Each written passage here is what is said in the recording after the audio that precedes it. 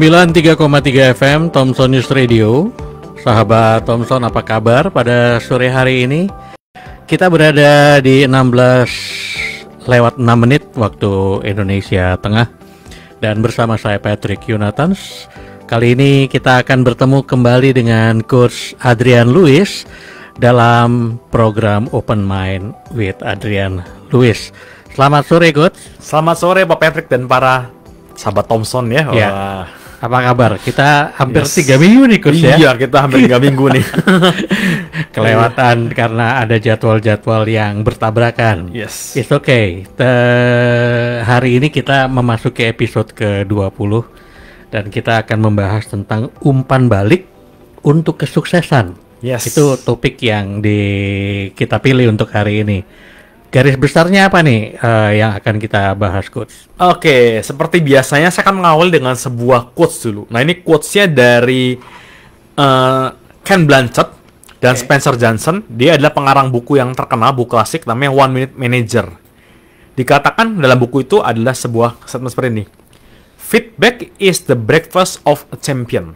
Jadi, umpan balik adalah sarapan pagi bagi para pemenang. Oke. Nah, jadi begini. Setiap kali kita, apapun yang kita lakukan, tindakan kita, perilaku kita, apapun yang kita lakukan, pasti ada namanya umpan balik. Oke. Nah, tinggal kita bagaimana menggunakan umpan balik ini sebagai sebuah sarana untuk membuat kita lebih maju. Yeah. Nah, sayangnya banyak orang menggunakan umpan balik ini adalah membuat dia makin mundur.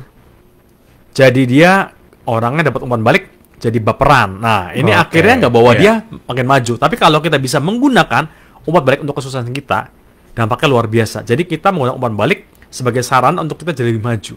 Demikian Pak Patrick. Oke.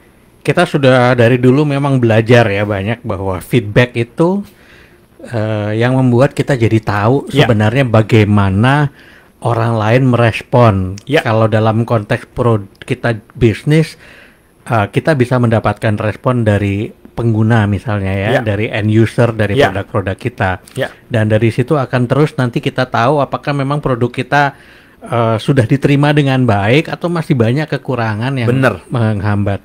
Berarti memang dalam konteks ini kita ini nggak boleh baper ya kalau bicara soal feedback itu ya. Bener, karena sebenarnya tujuan feedback adalah seperti ini. Feedback itu tujuannya supaya memastikan apa yang kita lakukan itu benar, sesuai pada tracknya. Nah, karena kalau kita amati ya, feedback itu berupa data-data ya kan, atau berupa namanya orang kasih advice, nasihat. Misalkan kita hire konsultan ya kan, atau kita punya mentor, punya coach gitu ya, kan kasih advice ya kan. Atau bisa jadi namanya pertolongan, orang helping kasih pertolongan, itu kan feedback juga. Atau kasih suggestion, saran, atau kasih arahan, atau mungkin bahkan sebuah kritik. Nah, kadang-kadang dari konsumen kasih kritik. Nah, itu bisa jadi itu sebuah umpan balik yang sebenarnya akan menolong kita supaya kita bisa konstan, akhirnya mengarahkan kita mencapai kepada tujuannya kita. Nah, tinggal kita bagaimana kita memberikan makna pada feedback.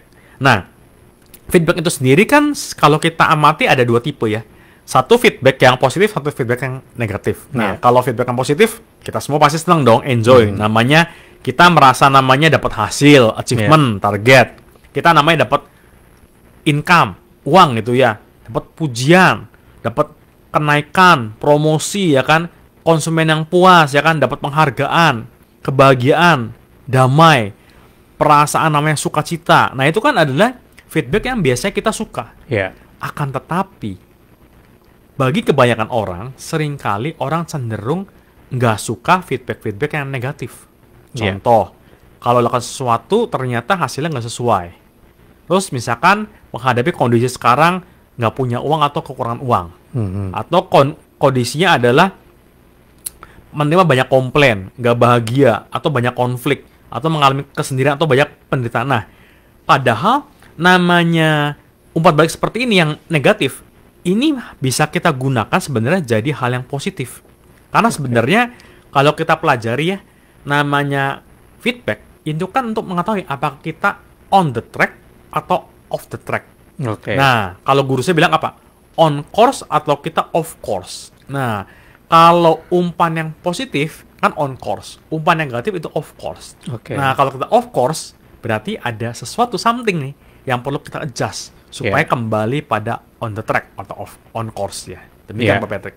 Jadi apapun feedbacknya, kita memang harus menyikapinya. Even itu adalah sebuah feedback yang positif, maupun itu sebuah feedback yang negatif ya. Benar gitu. Yang saya tanyakan adalah gimana caranya kita bisa tahu gitu, bagaimana kita mengelola kedua feedback ini gitu menjadi satu kekuatan baru buat kita. Oke, saya lanjut lagi ya Pak Patrick ya dan para sahabat Thompson gini. Jadi kalau kita pelajari feedback itu sebenarnya adalah sebuah kesempatan untuk kita lakukan improvement. Nah itu maknanya sebenarnya, kesempatan untuk improvement. Jadi setiap kita terima feedback, milikilah sikap hati untuk kita welcome, untuk kita menerima, receive, atau kita embrace, kita namanya mengambil feedback yang kita terima. Jadi kita mesti respon seperti itu. Nah, karena ini seringkali kalau kita melakukan sesuatu itu kan nggak selalu namanya selalu on the track. Nah, kita pasti banyak off the track. Justru karena banyak off the track, kita akhirnya bisa on the track. Nah, kalau di dalam sebuah seminar yang bisa saya lakukan, saya seringkali gini. Saya minta kepada salah satu peserta misalkan, ini sebuah simulasi dalam training saya ya. Pesertanya di ujung. Saya juga ada di ujung. Nah, saya akan mencoba berjalan kepada dia. Dan saya berjalan pada dia, dan saya akan berikan kepada dia. Tolong kasih tahu saya, kalau saya berjalan nggak mengarah kepada dia, pada peserta ini, bilang off the track atau off course, ya kan? Kalau saya mengarah pada dia, on course. Nah, saya sekali kan jalan. Oh ya, bilang on course. Kadang dia off course ya kan? Kan kalau simulasi kan gitu kan? Dan akhirnya saya sampai kepada dia. Nah, seringkali nih, respon yang kita lakukan tanpa sadar kalau menerima namanya orang bilang of course ya, satu adalah apa?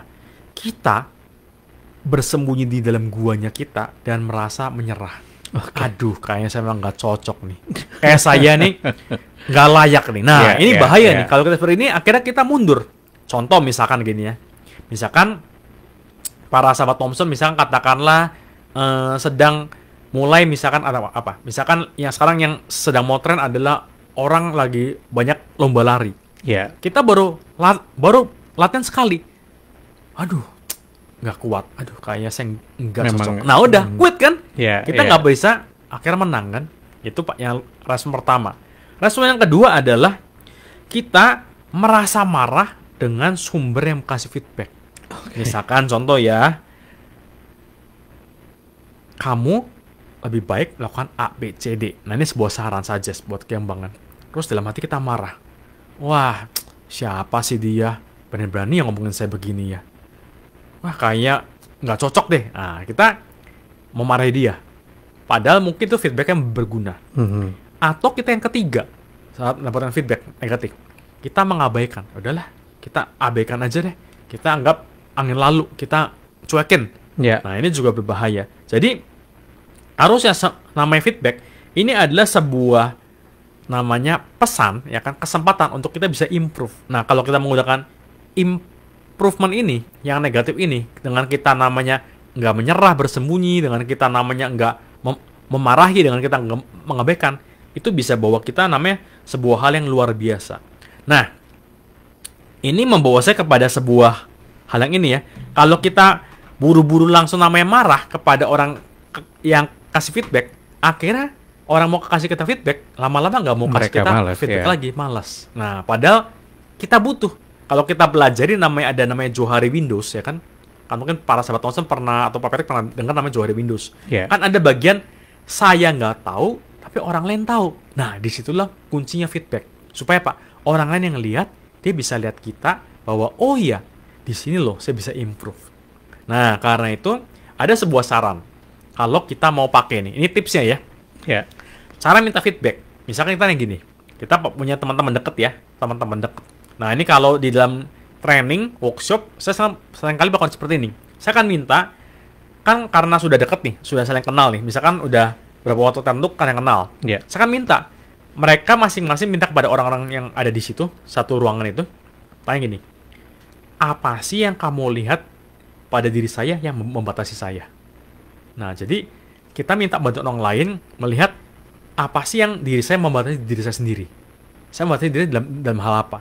Nah, itu kan sebuah feedback yang luar biasa. Dapat, misalkan peserta 30, dapat 30 masukan yang luar biasa. Kita terima itu, kita improve, kita terapkan, hidup kita pasti namanya melejit. Nah, kalau kita, kayaknya dia nggak cocok deh kasih saya masukan, akhirnya kita nggak gerak mana-mana. Justru itu kita dapat feedback itu berguna untuk pengembangan kita lebih baik. Nah, boleh dicoba nih, para sahabat Thompson ya, punya teman-teman dekat, coba tanya. Selama ini kalau kamu lihat saya, apa sih yang sering kali kamu lihat saya membatasi diri saya dalam hal apa gitu. Nah, di situ kita bisa mengembangkan diri kita secara luar biasa. Demikian Pak Patrick, tipsnya ya langsung. Berarti memang kita lihat di sini butuh keahlian juga ya, Coach, untuk bisa mengelola feedback itu sendiri. Betul. Gitu. Tidak hanya menerima, tapi kita harus tahu mana memilih apa yang memang efektif untuk kita respon, dan juga bagaimana kita melakukan responnya dengan baik juga dan dengan benar gitu. Benar. Jadi pada saat kita terima namanya sebuah feedback, yang perlu kita lakukan sederhana adalah kita bilang apa? Kita bilang thank you. Terima kasih. Terima kasih buat feedbacknya. Terima kasih karena kamu mengatakan bahwa kamu cukup peduli untuk diri saya dan kamu mau memberitahu saya hal ini ya. Dan saya menghargai hal ini. Jadi apa? Kita ucapan dulu namanya terima kasih. Seringkali kita orang kasih feedback kita langsung marah. Kamu berani-berani kasih saya ya. Kita namanya langsung kita jadi baper gitu. Aduh, kayaknya saya jelek banget ya. Nah, padahal Pak, kita terima dulu. Oke, terima kasih. Nah, disinilah Pak, feedback itu sebenarnya adalah sebuah fakta. Tapi kalau kita tumpangin dengan emosi, akhirnya kita jadi baper. Nah, ini masalahnya. Kan itu sebenarnya data, fakta atau data. Kalau kita bisa dapetin itu, sebenarnya ini data ini, fakta ini bisa buat kita lebih baik. Demikian Pak Patrick. Ya, itu tadi menarik yang Coach sampaikan. Kadang-kadang kita melibatkan emosi dalam pada saat kita mengelola fakta itu sendiri gitu.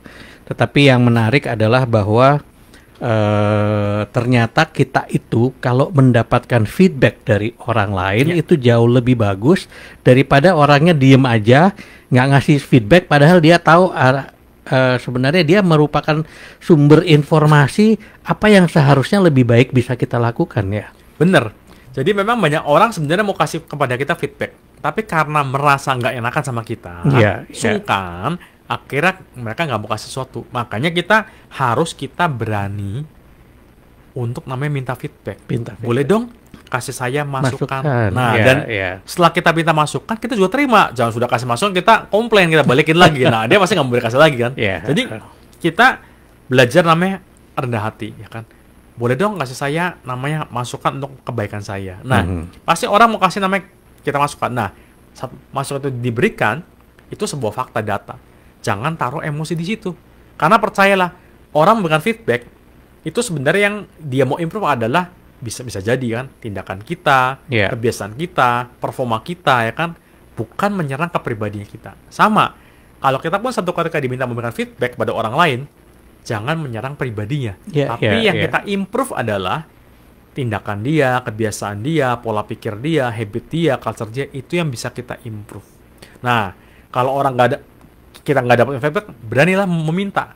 Seperti siaran-siaran kita di yang lalu kan bilang namanya belajar meminta kan, ask gitu kan, minta kan. Jadi minta aja, tolong dong berikan saya feedback, kasih dong masukan gitu. Nah, kalau kita lakukan seperti ini yang namanya akan dapat jadi hal yang namanya luar biasa.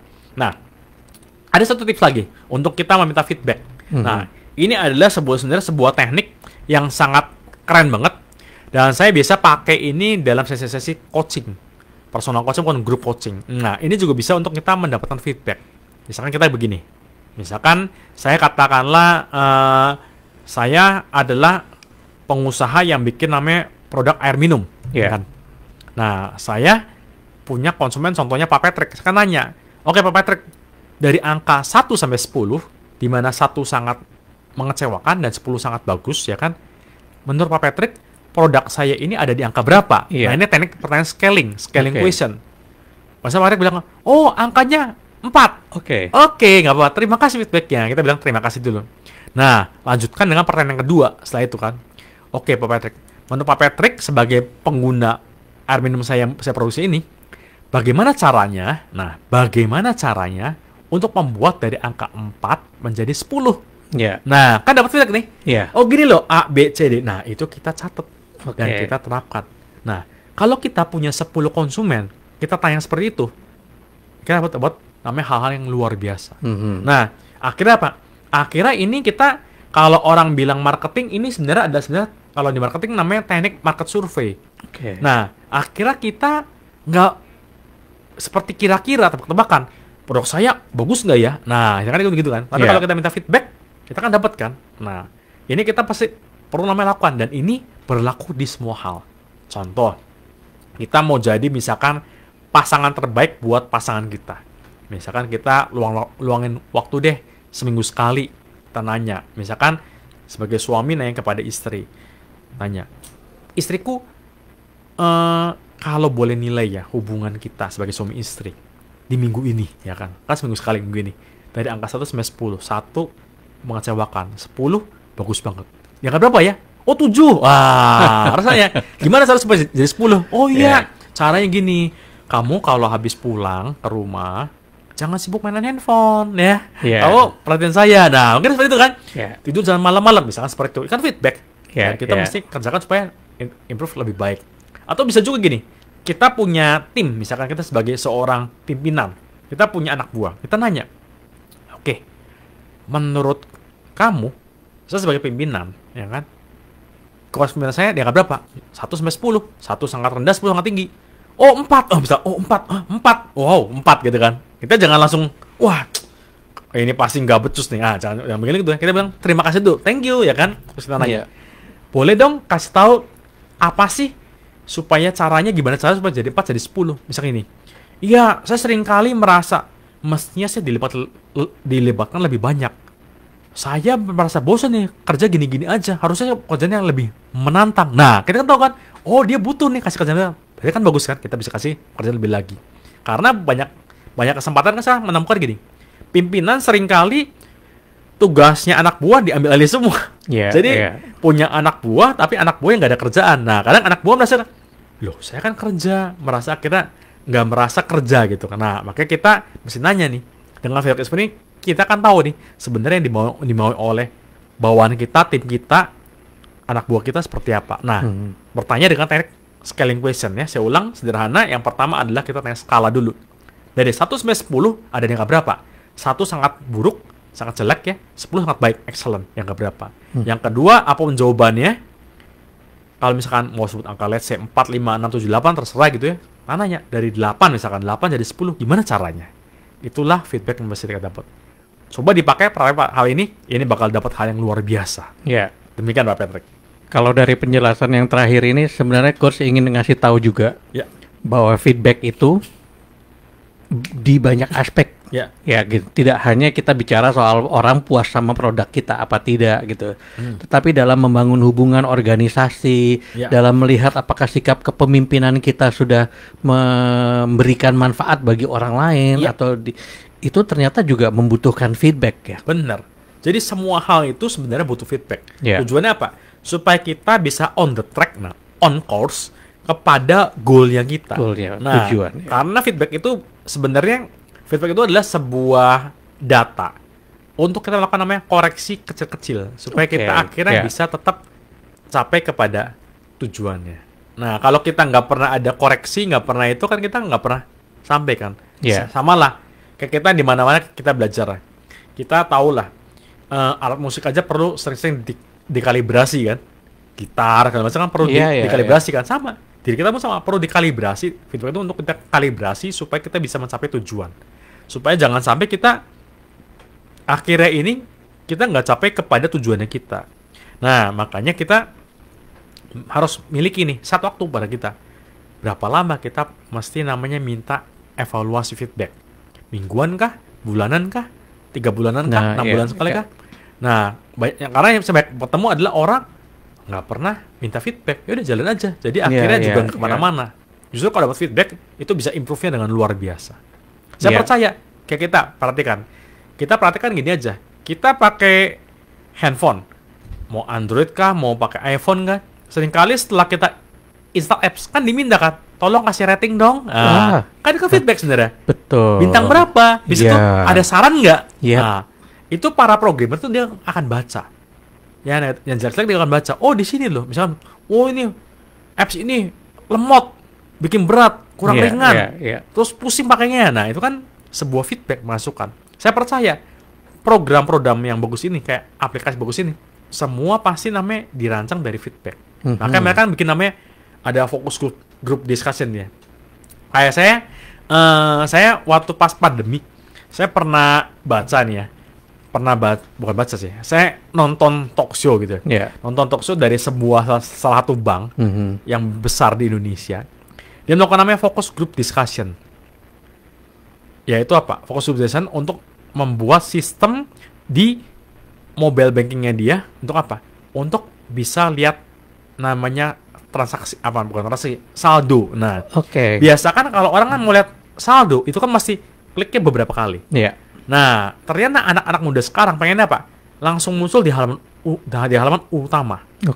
Tapi nggak boleh langsung kelihatan, dikasih gambar mata. Kalau tekan matanya baru kelihatan, kalau nggak kelihatan gitu. Jadi apa? Gampang, nggak perlu tekan beberapa kali. Nah, itu kan menyederhanakan karena ada beberapa kan aplikasi udah masuk sini, masuk lagi, masih pin lagi, pin lagi kan Nah, dia langsung masuk pertama udah bisa langsung tekan mata di awal. Jadi kan untuk anak-anak muda ternyata itu sangat cocok digandrungi. Nah, itu kan didapat dari feedback. Dari bikin fokus group discussion, dari situ dapat masukannya. Oh, ternyata keinginan. Nah, ini keinginan pengguna saya, anak-anak muda di Indonesia pengen seperti itu. Jadi disesuaikan supaya apa? Supaya program ini, aplikasi ini cocok, fits dengan generasi-generasi milenial seperti ini. Ya kan, menjawab kebutuhan. Akhirnya dengan bikin seperti itu, aplikasi ini bakal makin booming gitu ya. Nah, seperti itu. Jadi itulah namanya contoh feedback. Orang bikin sesuatu kan perlu feedback. Nah, kita juga perlu amati ya, kita punya feedback itu seperti apa. Ini membuat kita membawa on track atau enggak. Justru bersyukur kalau dapat feedback. Ini bisa kita gunakan untuk kita jadi lebih baik. Demikian Pak Patrick.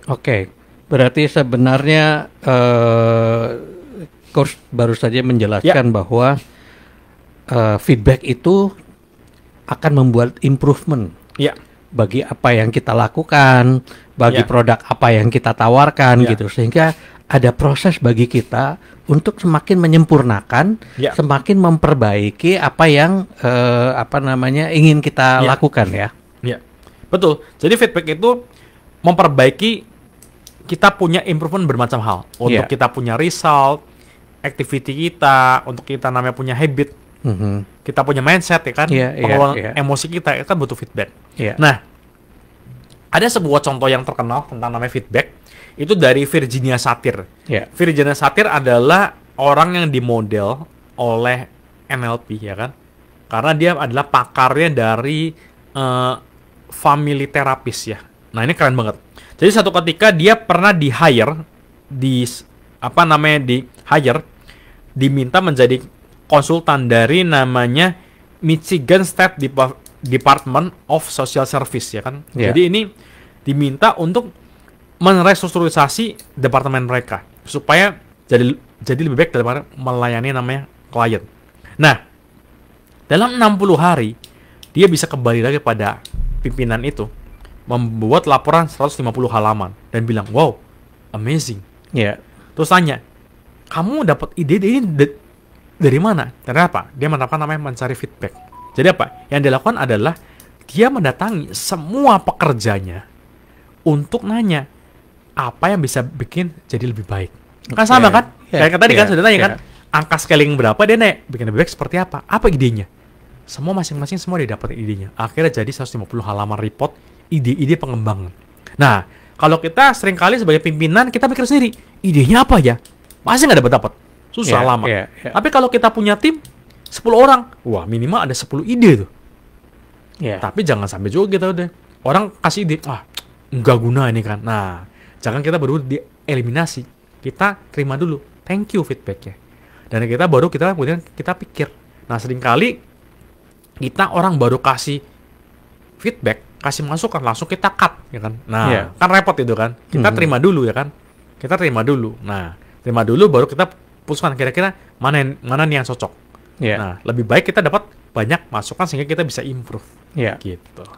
Oke, Coach. Berarti memang salah satu saya mendapatkan Ya. banyak inspirasi dari Ya. penjelasannya Coach Adrian, bahwa ternyata kita itu memang harus punya inisiatif Ya. untuk sebanyak mungkin bisa mendapatkan feedback itu Ya. dan dilakukan secara berkala yang jelas. Benar. Ya kan gitu. Sehingga saya bisa membayangkan dalam satu organisasi, apabila kita memang secara berkala, entah itu mingguan atau kuota bulanan, duduk, ayo semuanya ngasih feedback gitu kan, ngasih Ya. masukan. Benar. Apa yang selama ini, bagaimana, apa yang mereka lihat, apa yang mereka rasakan tentang pencapaian kita Ya. pada bulan ini gitu. Benar. Dan itu akan sangat membuat improvement yang positif ya. Betul, karena tim kita kan memberikan report feedback berdasarkan apa yang mereka lakukan. Yes. Karena mereka kan di lapangan. Ya. Jadi kita dapatnya hal benar yang namanya sesuai. Ya. Nah, ini juga saya jadi ingat untuk tentang bagaimana kita menerima feedback ya. Saya ingat dari statement dari Buckminster Fuller ya. Buckminster Fuller membuat sebuah quotes gini. Saya baca Inggrisnya dulu ya. Human beings were given a left foot and a right foot, kaki kiri dan kaki kanan. To make mistake first to the left, then to the right, left again, and repeat. Nah, Indonesia gini ya. Manusia diberikan kaki kiri dan kaki kanan. Untuk melakukan kesalahan dulu, kaki kiri, kan left kan? Iya, Buat ditinggalin. Kemudian kanan, bener kan? Right kan? Iya. Kiri lagi, kanan lagi, kiri kanan. Jadi apa? Sama. Kita salah apa? Bisa salah, yang bener. Left, salah kan? Left kan salah. Kita ninggalin. Lakukan yang right, bener. Left lagi, salah, ninggalin. Lakukan yang bener. Iya. Nah, pertanyaannya, yang maksud begini. Emang semua feedback akurat? Sesuai? Nah, ini kan pertanyaan Betul. $1 kan? Belum tentu. Belum tentu kan? Nah, caranya gimana? Kalau mau tahu feedback akurat atau enggak, kita lihat dari polanya. Kalau kita nanya kepada 10 orang, 8 orang mengatakan sama, berarti benar. kita itu benar. Nah, kalau dalam 100 orang cuman satu dua orang, berarti itu ya bukan, itu salah. Jadi apa? Lihat polanya. Kalau banyak yang sama, berarti kita perlu berubah, ya kan? Di situ feedback yang luar biasa, gitu. Jadi kita mesti amati nih polanya itu gimana. Kalau polanya banyak berulang, berarti itu sebenarnya feedback yang keras buat kita. Oke. Nah, tinggal kita mau apa nih? Dengerin atau kita abaikan, gitu, Pak Ferdi. Ya, itu tadi mau saya tanyain tuh, Iya. gimana caranya kita bisa tahu feedback ini, Iya. apa namanya, bisa kita harus kita perhatikan atau gimana, itu ternyata memang kalau kita tidak yakin sebaiknya cari feedback lagi yang lain untuk bisa menjadi pembanding ya. Bener, iya. Jadi kita harus lebih apa namanya, istilahnya lebih aktif ya gitu.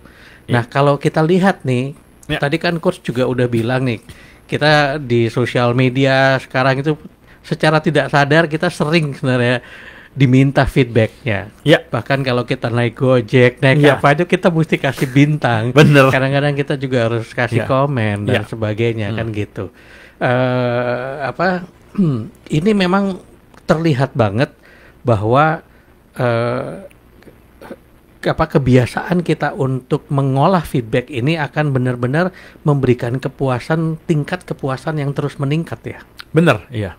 Gitu. Jadi itulah pentingnya, makanya kita selalu harus membangun kesadaran pada diri kita bahwa kalau kita melakukan sesuatu sebaiknya kita rutin gitu untuk melakukan evaluasi dalam bentuk meminta feedback ini ya. Bener banget. Karena di dalam namanya NLP ada presuppose mengatakan begini, there is no failure, only feedback. Tidak ada nama gagal, ada umpan balik. Nah, sebenarnya apa? Nggak ada gagal, itu umpan balik. Sebuah fakta untuk kita bisa improve. Nah, kalau kita anggap itu sebuah kegagalan, ya udah. Nah, sekarang pertanyaannya begini. Ini banyak yang aneh juga nih. Gimana kalau feedbacknya itu menyatakan bahwa kamu gagal? Nah, kan berat nih. Kamu gagal nih, kamu salah nih, kamu nggak cocok nih. Gimana? Ada 5 tipsnya. Yang pertama adalah, kita masih acknowledge dulu. Kita masih namanya terima dulu. Terima bahwa itu adalah sebuah feedback. Jadi apa?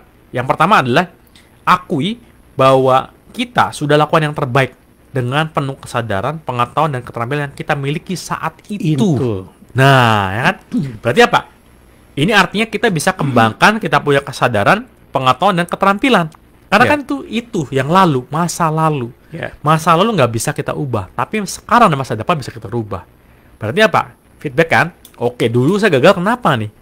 Kita bisa improve. Saya improve mana nih? Kesadaran saya kah? Pengetahuan saya kah? Atau keterampilan saya? Jadi, langkah pertama adalah kita namanya meng-acknowledge dulu dari feedbacknya dan menyadari bahwa itu terjadi namanya di masa lalu, ya.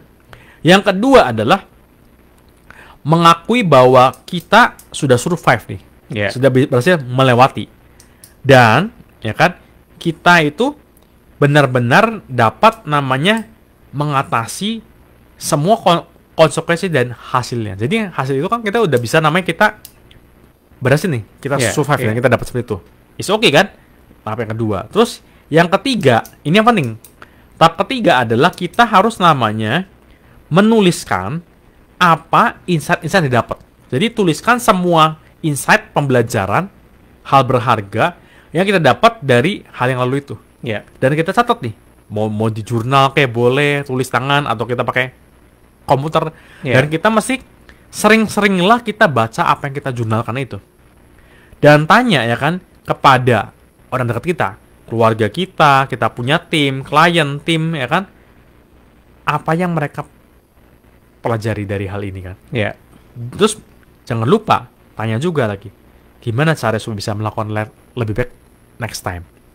Ada ide-ide nggak masukan. Jadi kita dapat feedbacknya benar-benar hal yang berharga. Ini kan improvement yang luar biasa buat kita pakai ya. Dan tahapan yang keempat adalah kita masih ingat juga kepada setiap orang yang memberikan kita pada feedback, kita ucapkan kepada mereka terima kasih. Ya kan? Thank you ya sudah kasih feedback.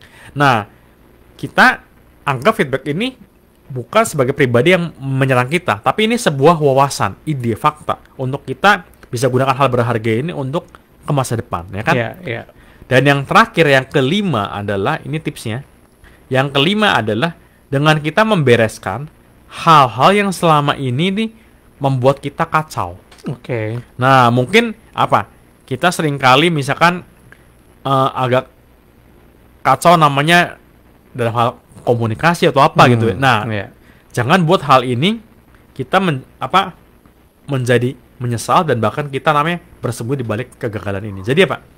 Intinya adalah kalau kita gagal ya kan, kita terima dulu. Itu udah terjadi di masa lalu. Itu sudah terjadi. Nggak bisa kita rubah.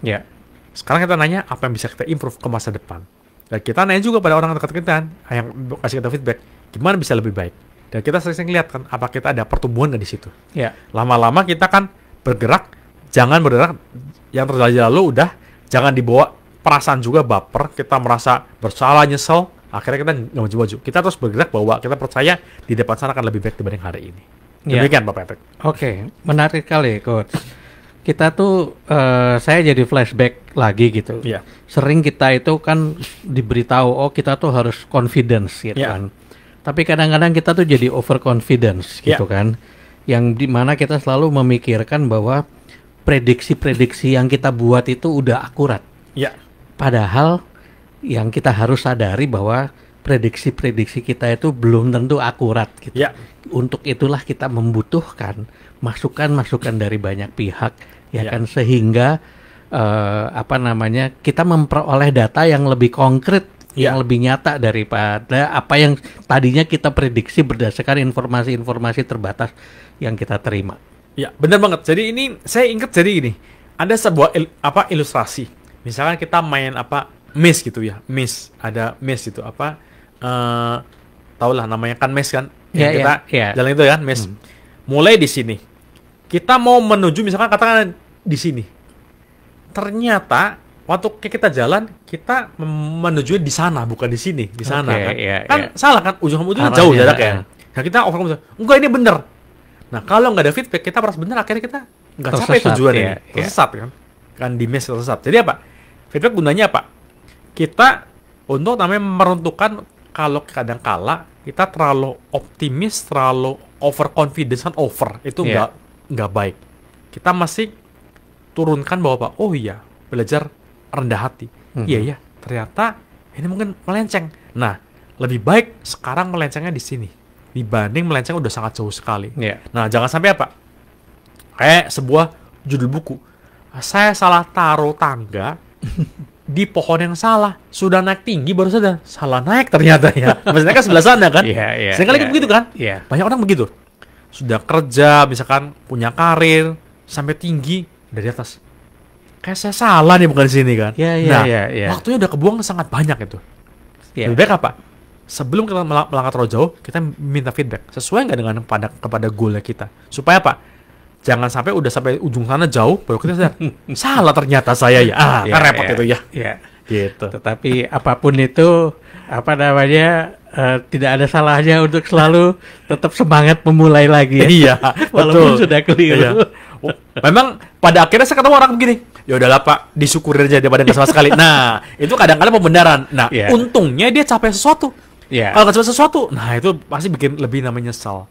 Tapi pada akhirnya begini, apa yang terjadi, semua ada namanya feedback. Kita memulai dari kapanpun sebenarnya bisa, ya kan? Salah pun tetap selalu ada namanya. Saya percaya Tuhan itu banget baik sama kita. Dia bisa, namanya kita selalu diberi namanya sebuah kesempatan. Buktinya apa? Kita tiap hari masih bisa bangun pagi, itu sebuah kesempatan untuk kita bisa namanya recharge.